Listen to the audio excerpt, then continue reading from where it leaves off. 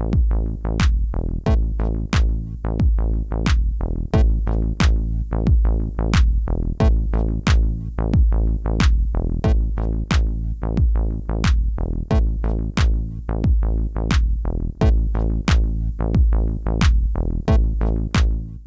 tarde a todos. É um prazer enorme estar aqui hoje presente com esse auditório lotado. Eu queria agradecer ao Dr. Fábio pelo convite, parabenizar o Ibradim pelo excelente evento que está sendo magnífico desde do início da nossa manhã e pelo avançar da hora, parabenizar os palestrantes também que até esvaziaram minhas perguntas as programadas, porque foram palestras magníficas que abordaram todos os temas. Mas sobrou aqui umazinha que o doutor Eduardo reconheceu. Não, mas é para você. É em cima de uma afirmação do Eduardo de que, na verdade, o condomínio de lotes urbanos é um condomínio equiparado a um condomínio edilício, e partindo desse princípio, aí, desembargador, a pergunta é para Vossa Excelência. Pode ser invocada a impenhorabilidade do bem de família por débito no condomínio de lotes urbanos, já que se aplicam as regras do condomínio edilício? Nós temos na Lei 8.009 de 90, sabemos todos nós, uma exceção, o crédito condominial, ele está infenso à impenhorabilidade, ainda que seja o único imóvel que serve de moradia. Não me recordo quando eu era defensor, e ainda era o rito sumário, e eu sempre aparecia, não sei porquê, eu era sempre o advogado do devedor. Né? E eu tinha sempre o mesmo discurso, professor Capanema. Eu falava assim, meu amigo, você vai fazer acordo de qualquer maneira, mas eu não tenho como pagar, isso é um problema seu. O senhor vai aceitar o acordo, o senhor vai ali na... Falava assim mesmo na Assembleia, tinha um monte de financeiro, mas eu era defensor, hein, pessoal, e está prescrito. Eu falava assim, você vai ali na Assembleia, pede dinheiro emprestado e não paga, se você não tem, mas o condomínio tu vai pagar, porque daqui a pouco você está voltando aqui porque não tem casa, porque não aplica. Havia um juiz, hoje desembargador, que tinha uma sentença que eu juntava nos meus processos, mas nunca tive um voto no tribunal, que é o desembargador Marcos Alcino. Ele dizia que era inconstitucional e que a cota condominial, esse crédito, não podia piorar, Augusto. A sentença dele eu tinha como uma joia. Né? Mas não levava uma. E, de fato, como diz o jurista Arnaldo César Coelho, a regra é clara, né? A obrigação próprio terreno, adere a coisa, etc. Bom, eu adiro ao que o Eduardo falou. Eu até escrevi sobre isso, o condomínio de lotes é um condomínio edilício. Ponto. Poderia ser loja, como ele falou, poderia ser loja, poderia ser apartamento, casa. É lote. A unidade autônoma é o quê? É o lote. Então, se nesse lote edificou-se uma casa, ela é penhorável na forma da lei. Né? Na forma da lei. Me parece assim. Obrigado. Sei sim.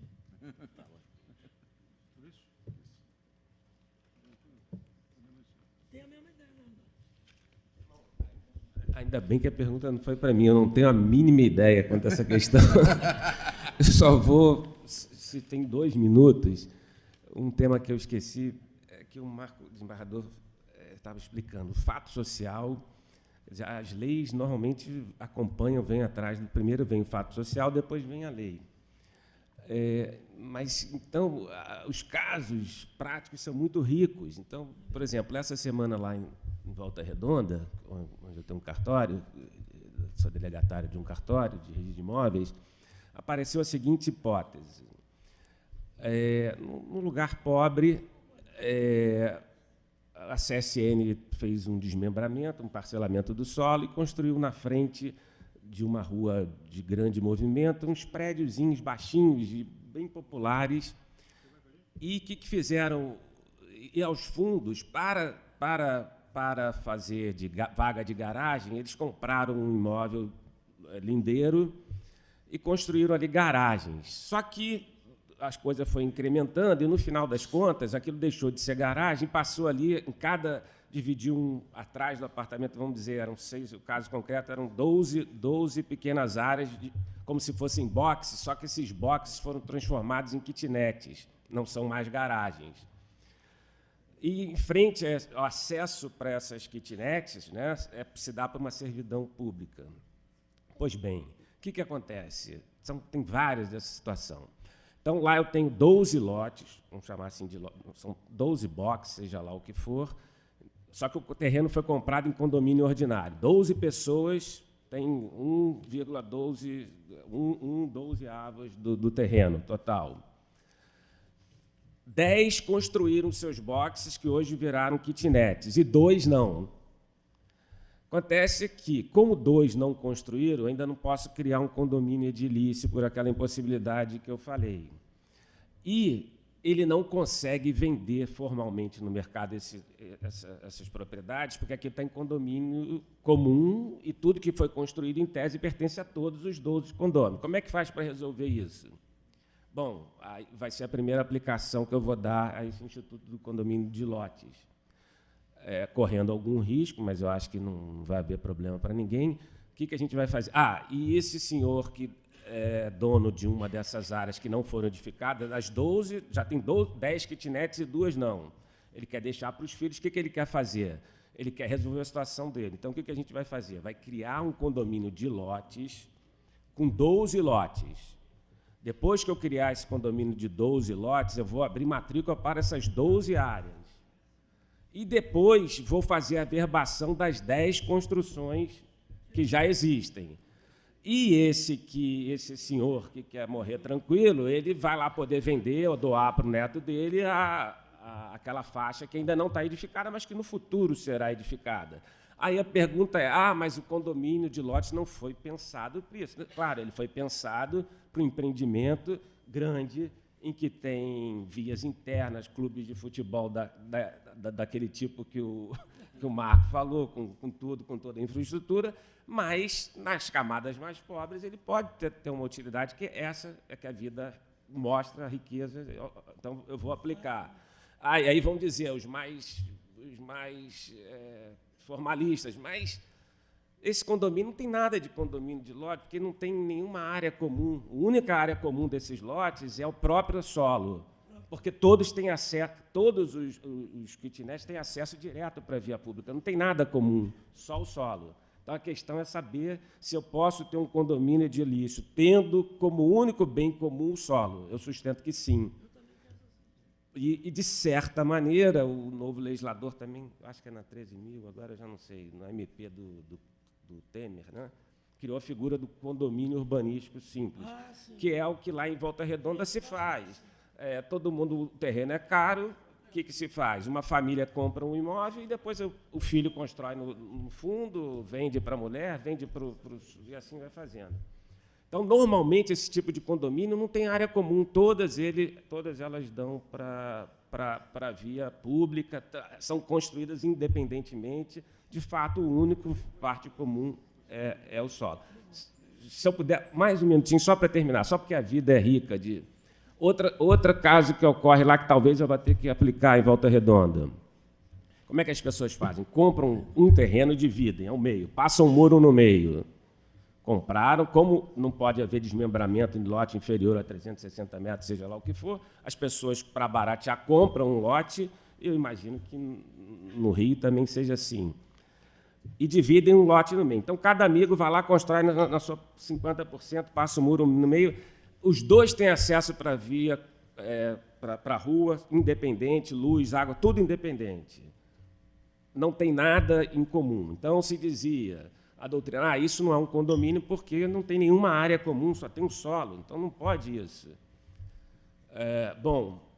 Eu sustento que pode, porque senão a gente ia ter que fazer uma revolução nas cidades brasileiras. É aquela coisa que a realidade, se você for na doutrina, diz que isso não pode, o Tribunal de São Paulo diz que não pode, o IRIB diz que não pode, porque tem que ter áreas comuns além do solo. Onde é que está escrito isso? Não está escrito isso em lugar nenhum. E não é muito melhor ter uma casinha, um terreno com 2 casinhas do que um apartamento com 50? Isso pode, agora não pode ter... Bom, mas não importa. Agora, voltando, isso é só para introduzir o assunto. O que acontece?